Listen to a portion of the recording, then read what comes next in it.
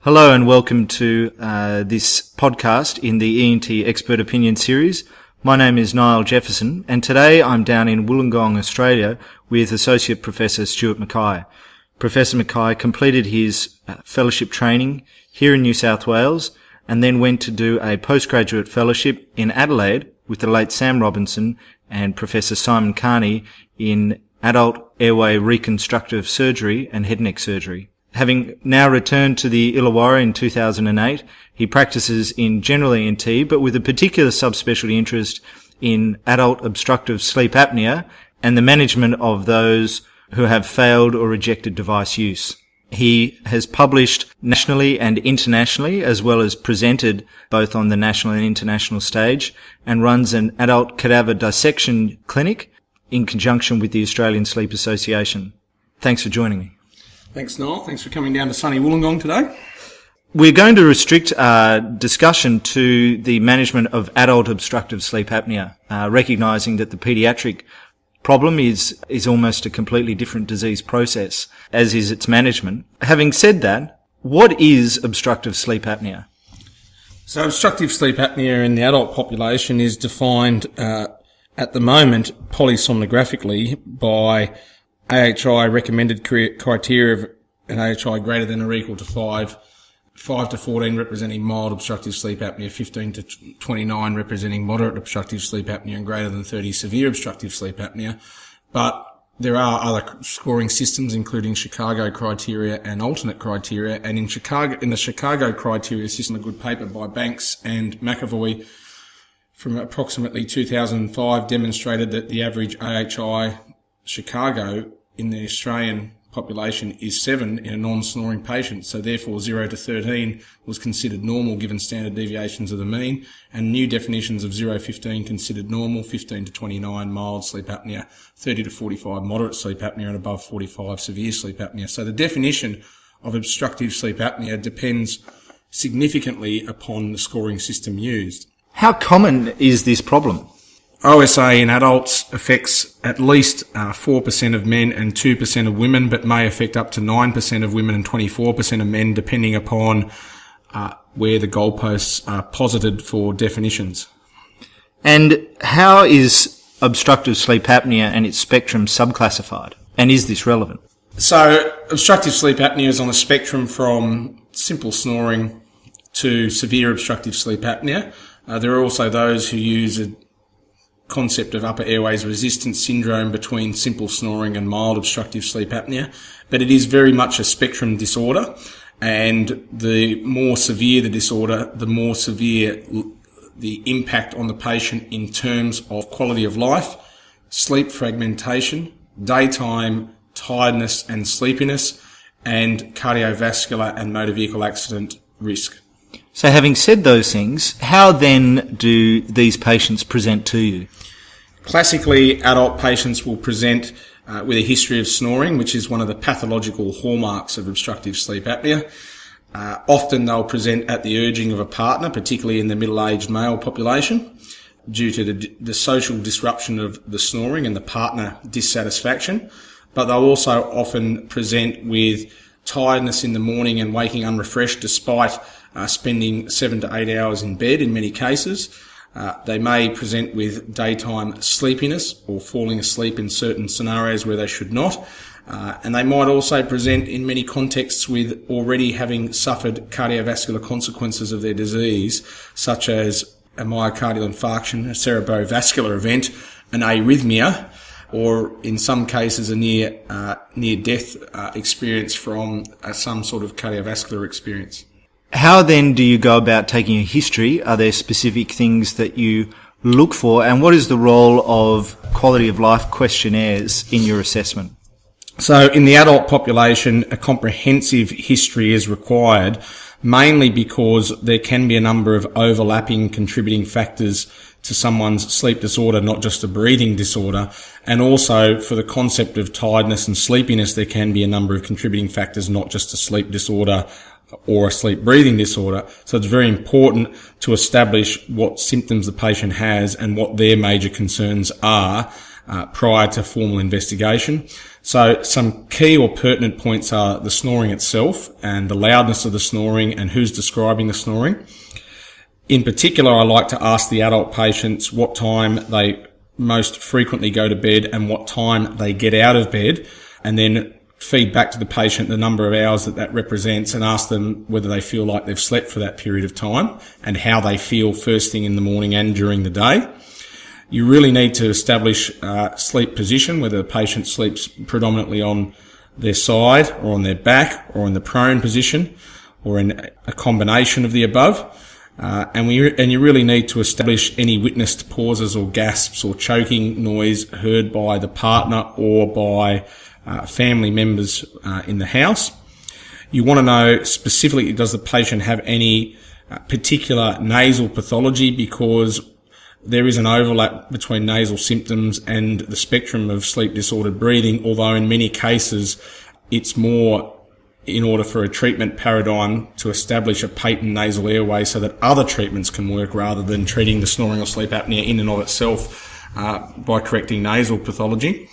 And of course, we want to know a detailed history about their concomitant cardiovascular risk factors, particularly hypertension, hypercholesterolemia, previous history of stroke or myocardial infarction, smoking history, family history is very important, and so forth. And you want to know any issues that they've had with tiredness or sleepiness performing their occupation or driving a motor vehicle and so on. It's also fairly important to know it's also fairly important to know from history, although it'll subsequently established on examination, whether the patient's had any nasal or upper airway surgery before. In particular, have they had adenotonsillar surgery as a child or as a teenager?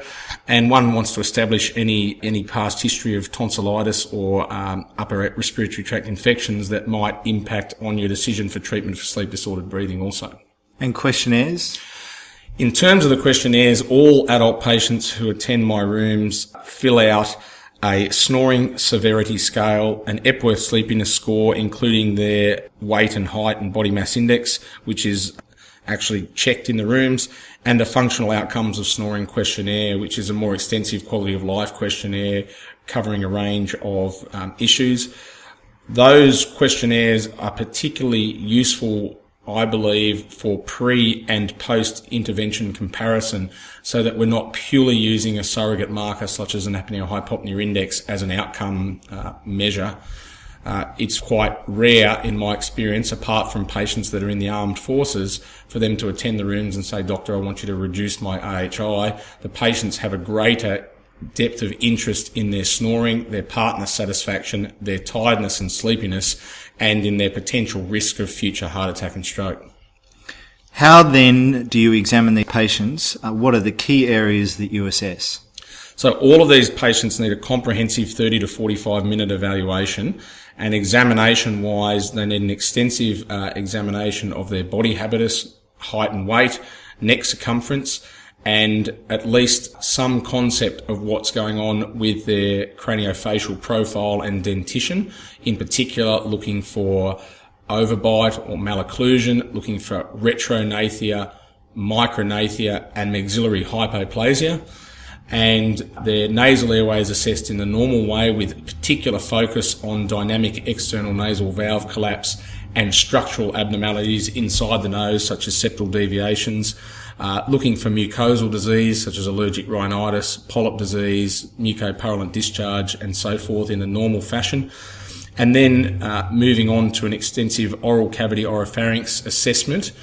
I like to modify the so-called Friedman stage by introducing 2 tongue depressors into the mouth and have the patient respiring softly transorally, and then remove the 2 tongue depressors, because in many instances I think one gets a false sense of the size of the tongue by patients that gag. And so ideally one wants to know the relative position of the tongue, palate and tonsillar size to each other, and that needs to be established and documented. And then I go on to perform a supine and erect position modified Mueller manoeuvre and Woodson's hypotonic method, and those manoeuvres are performed looking at potential obstructions at the retroplatal and retrolingual and hypopharyngeal levels, However, we're also looking at whether there's a common factor generating collapse at those levels rather than trying to single the levels out individually. Furthermore, in addition to those manoeuvres, I do a jaw thrust or S-march manoeuvre, or if the patient has previously had a mandibular advancement splint fitted, ask them to bring it in and do the manoeuvres with that in situ to try and establish issues that might be ongoing. We'll move on to the sleep study in a second, but is there any role for imaging in these patients? Imaging really should be guided by your clinical assessment. So imaging of the paranasal sinuses might be requisite in the same way that it is for other patients with nasal pathology, because my belief and philosophy is that one has to have nasal disease controlled in order to facilitate subsequent treatments for sleep apnea. And then there is potentially a role for cephalometric imaging, and the debate is between plain radiology, CT, airway reconstruction protocol, and MRI. I tend to use CT airway reconstruction protocol when I am looking at operations that are of a reasonably extensive nature or greater than, for example, a simple modified uvulopalatal pharyngoplasty or simple techniques to the tongue. I will use CT cephalometry to establish, in particular, features such as the SNA and SNB angles, to look at the total lingual surface area in respiration, in inspiration and expiration, to look at mandibular plane to hyoid height, and some of those features may influence the decision about the extent of my operation, but generally speaking, it's utilised to confirm my clinical findings. What then is the role of a sleep study? Who gets one? In my practice, all adult patients who present for the treatment of snoring get a formal in-laboratory polysomnogram, except in some cases of armed forces personnel who have had a level 2 polysomnogram performed and reviewed by a sleep physician and been referred specifically by a sleep physician, then I would accept that. The rationale for that is there is a proportion of patients who snore but have absolutely no other features clinically of obstructive sleep apnea, but still have a significant degree of OSA and probably have the concomitant cardiovascular risk that goes with it. There are still some sectors that will debate that, but my feeling is that approximately 20% or 1/5 of patients who have no other features but still have severe sleep apnea are still reasonably sick patients in terms of their risk, despite not having the other symptoms that go with it. And what do you look for on the sleep study to help you guide you in your management? I prefer to receive the entire data from the formal polysomnogram, and one wants to become experienced at reviewing all of that data and be familiar in particular with your local laboratory and their scoring system, which is very important. And for any pre and post intervention sleep study, compare the outcomes in the same laboratory, preferably so that the same scoring criteria is being utilised.